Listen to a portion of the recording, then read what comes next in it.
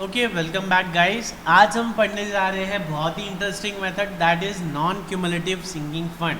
तो non cumulative sinking fund मतलब क्या होता है कि सिंकिंग फंड के में सिंकिंग फंड इन्वेस्टमेंट अकाउंट हमने जो ओपन किया है, जो हम इन्वेस्टमेंट कर रहे हैं फॉर रिडम्पशन ऑफ डिबेंचर्स के लिए, तो उस पर इन्वेस्टमेंट पे जो हमें इंटरेस्ट मिल रहा है या जो इनकम जनरेट हो रही है वो हम फिर से इन्वेस्ट नहीं करेंगे। मतलब पिछले इलस्ट्रेशन में ये जो अपने को इंटरेस्ट मिला था 15,860, अपन ने क्या किया था, इसे फिर से इन्वेस्ट कर दिया था। ये जो 15,860 मिला था इसे फिर से इन्वेस्ट कर दिया था। अब इसे फिर से इन्वेस्ट नहीं करेंगे, we won't invest it again. तो इसे हम कहेंगे non cumulative sinking fund method. क्या कहेंगे? Non cumulative sinking fund. उस पर एक इलस्ट्रेशन दिया है, illustration number 13। This is your homework. इसमें कुछ भी नहीं है। इसमें व्हाट दे डिड कि उन्होंने बहुत सारे अकाउंट्स दे दिए हैं और हमें क्या बोला है कि सिर्फ लेजर अकाउंट्स बनाने हैं। क्या बनाने हैं? लेजर अकाउंट्स बनाने हैं। तो इसमें आप ऐड कर दो पास जर्नल एंट्रीज।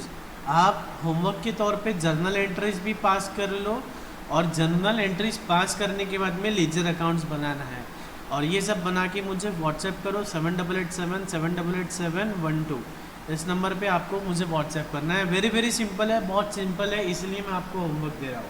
और नहीं जमता है तो कल के सेशन में हम देख ही लेंगे, कल की क्लास में देख ही लेंगे। कुछ भी नहीं करना है, बस लेजर अकाउंट्स बनाना है। ओपनिंग बैलेंसेस दे रखे हैं और ये कुछ ट्रांजेक्शन्स हैं, ट्रांजेक्शन्स का इफेक्ट हमें देना है। Okay, so this was this non cumulative sinking fund method. क्या था ये? Non cumulative sinking fund method. जम जाएगा सभी को? Can you do it? बचे हुए मैथिली, धनवी, अंकिता, रुसिल, पलक, सभी। Okay, next is insurance policy method. See what is happening guys. अभी हम देखो, हमने क्या किया है, वी आर इशूइंग डिबेंचर्स। हम क्या कर रहे हैं? डिबेंचर इशू कर रहे हैं। अब डिबेंचर इशू किया है तो वो रिडीम तो करना ही पड़ेगा, है ना। अब हमें पता है कि रिडम्पशन कब होने वाला है, 2 साल बाद, 3 साल बाद, 5 साल बाद। तो क्यों ना उसका प्रोविज़न आज ही बना ले। तो इसलिए हमने पढ़ा सिंकिंग फंड मेथड। ठीक है, हमने क्या पढ़ा? Sinking fund method. अब है दूसरी चीज़, सिंकिंग फंड न बनाते हुए हम क्या करेंगे? एक इंश्योरेंस पॉलिसी निकाल लेते हैं। क्या करते हैं? एक इंश्योरेंस पॉलिसी निकाल लेते हैं। इसे हम कहेंगे insurance policy method. Insurance policy मतलब समझता है ना कि अभी हम प्रीमियम भरेंगे, बाद में हमें एक लमसम पैसा मिलेगा। तो बेसिकली ये इन्वेस्टमेंट ही है, ये एक इन्वेस्टमेंट ही है, दैट्स इट। इसके अलावा कुछ भी डिफरेंस नहीं है। जैसे कि हम हर साल सरप्लस में पैसा डाल रहे थे, कितना? ये वाले इलस्ट्रेशन में अपन कुछ 3,17,000 जो पैसा डाल रहे थे, ठीक उसी तरह ये इन्वेस्टमेंट इंश्योरेंस पॉलिसी मेथड में हम क्या करेंगे? इंश्योरेंस पॉलिसी का प्रीमियम पे करेंगे। रीड करके देखो ये एक बार रीड करके देखो। Yes sir.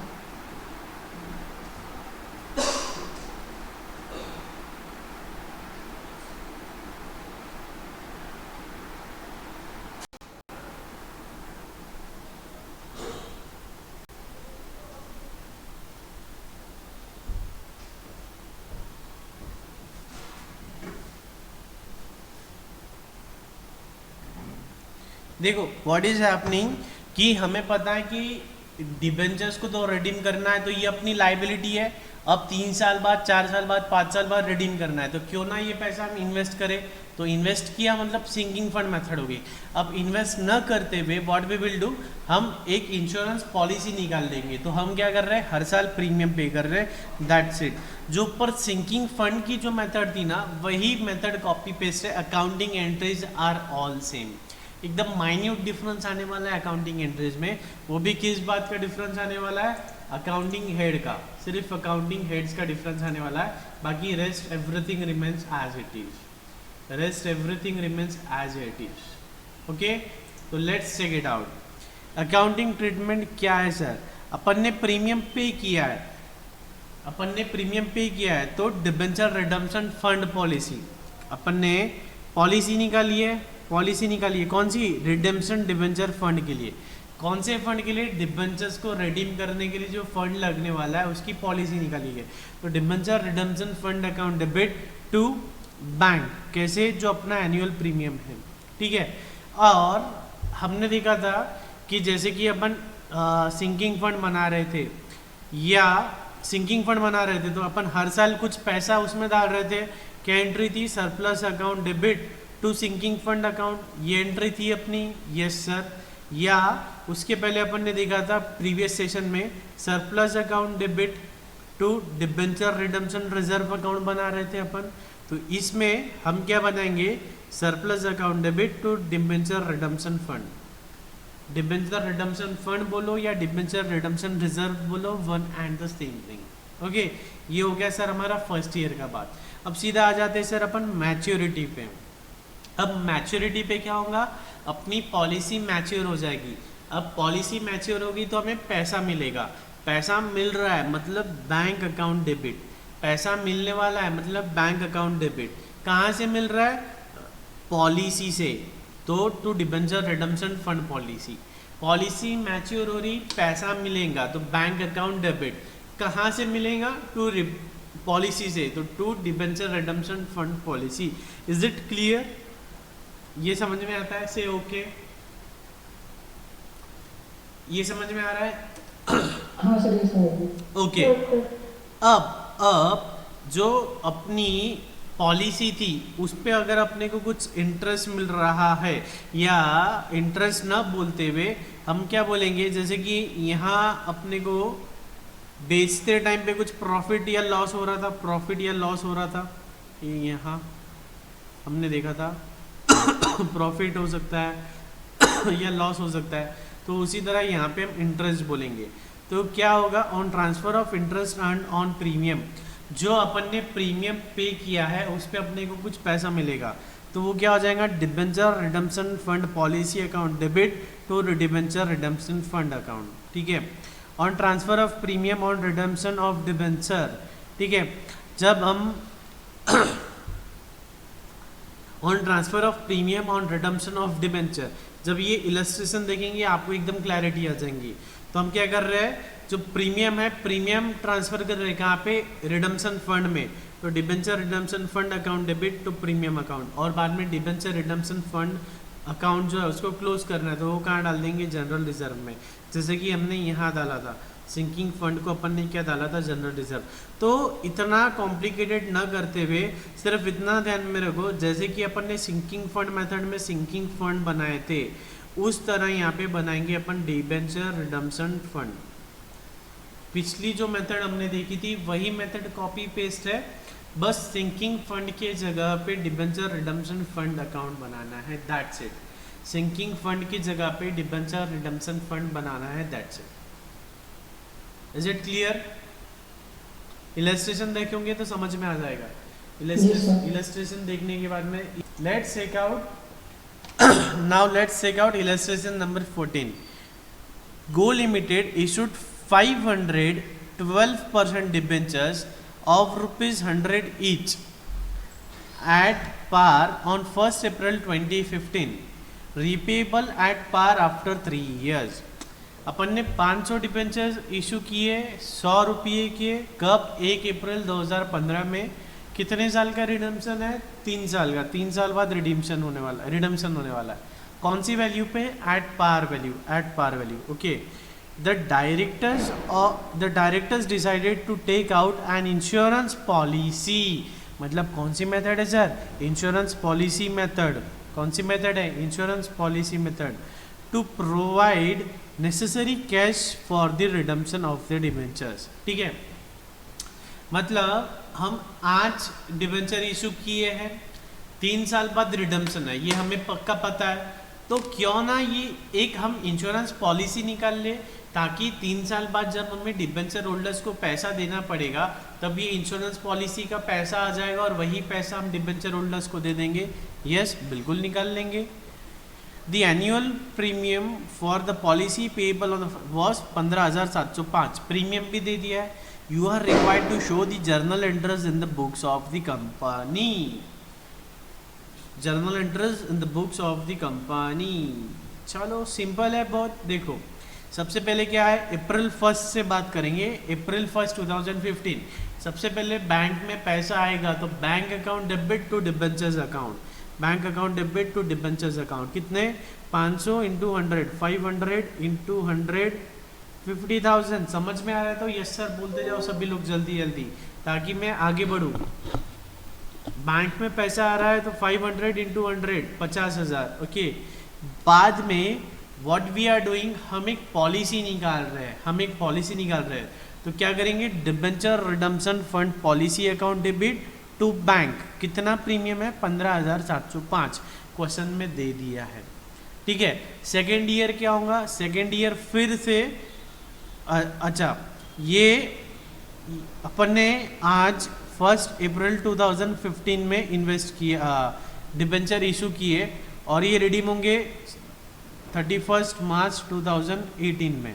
ठीक है, कितने के डिबेंचर्स है, 50,000 के। तो हमने क्या किया, हमने आज ही पॉलिसी निकाल ली। तो ये जो 15,705 है ना, ये आज ही के दिन अपन ने पेमेंट किया है 15,705 का। ठीक है, अब ये 15,705 जो प्रीमियम है ये क्या है, अपना एक्सपेंस है। से यस और नो, जो अपन ने 1 अप्रैल को प्रीमियम पे किया है 15,705, इज इट आर एक्सपेंस? से यस और नो, क्या ये अपना एक्सपेंस है? बोलो बोलो, इजंट इट आर एक्सपेंस? क्या ये अपना एक्सपेंस है? बोलो, से यस और नो। जो इंश्योरेंस का प्रीमियम अपन ने पे किया वो अपना एक्सपेंस है या नहीं है? एक्सपेंस है। तो अपन एक्सपेंस को क्या करते हैं, प्रॉफिट एंड लॉस में डेबिट कर देते हैं। तो 31 मार्च को, मतलब उसी साल के 31 मार्च को, जैसे अप्रैल को अपन ने किया, एक साल बाद 31 मार्च को ये अपन डाल देंगे प्रॉफिट एंड लॉस में। तो profit and loss appropriation account debit to debenture redemption fund account, transfer of profit to debenture redemption fund account. ठीक है, नेक्स्ट अगले साल फिर से क्या करेंगे, प्रीमियम भरेंगे और बाद में 31 मार्च को डिबेंचर रिडम्पशन फंड अकाउंट में बैलेंस ट्रांसफर करेंगे। या एक ऐसा समझो, पहली एंट्री समझ में आ गई, बैंक में पैसा आ गया। दूसरी एंट्री क्या है कि अपन ने डिबेंचर रिडम्पशन फंड की एक पॉलिसी निकाल ली। तीसरी एंट्री ऐसा समझ लो कि ये जो अपन एंट्री पास कर रहे थे, सरप्लस टू सिंकिंग फंड या surplus to debenture redemption reserve, या यहाँ पे surplus to debenture redemption fund account, वैसी ही एंट्री है ये। सरप्लस की जगह profit and loss account use कर लिया है। प्रॉफिट एंड लॉस अकाउंट की जगह आप चाहो तो सरप्लस अकाउंट भी लिख सकते हो, surplus to debenture redemption fund account. ऐसा करना है तो आप ऐसा भी कर सकते हो, या अगर ऐसा समझना है कि जो इंटरेस्ट, जो प्रीमियम अपन ने पे किया है वो अपन ने P&L को डेबिट कर दिया। ठीक है, नेक्स्ट ईयर अगेन सेम यही हुआ, प्रीमियम पे किया, P&L को अप्रोप्रिएट किया। ठीक है, उसके बाद में 1 अप्रैल को क्या हो गया, अगेन वही एंट्री, फिर 31 मार्च को अगेन वही एंट्री। अब ये आ गई मैच्योरिटी पे, रिडम्पशन की एंट्री। रिडम्पशन पे क्या एंट्री कर रहे हैं हम, रिडम्पशन पे व्हाट वी आर डूइंग, अपन ने पॉलिसी निकाल रखी है। तो अब कितने की पॉलिसी, अपनी 50,000 की पॉलिसी है। तो अपने को बैंक में आ जाएंगे 50,000, bank account debit to debenture redemption fund account, bank account debit to debenture redemption fund account 50,000। अब जो पॉलिसी ये बैंक में आ गया 50,000, कहाँ से आया, पॉलिसी से आया।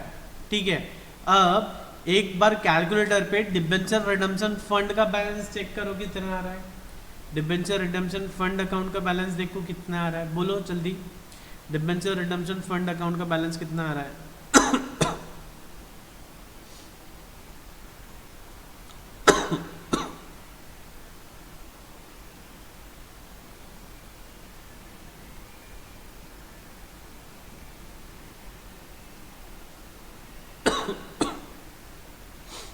बोलो कितना आ रहा है?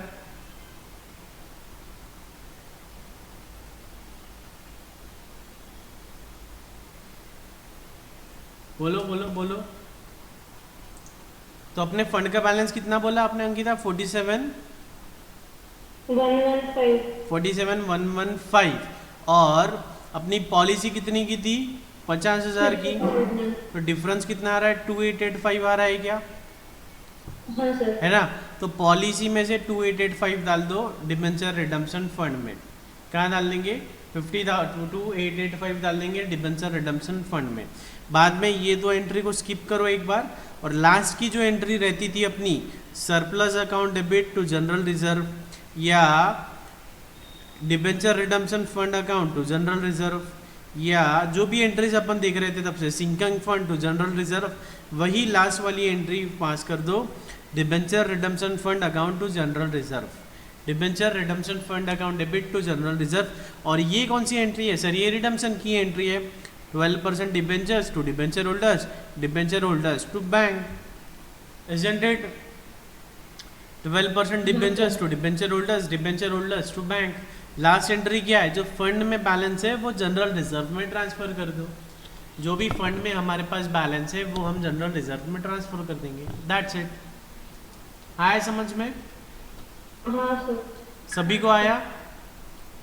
Yes sir. Okay, so this was all about insurance policy method. ये क्या था?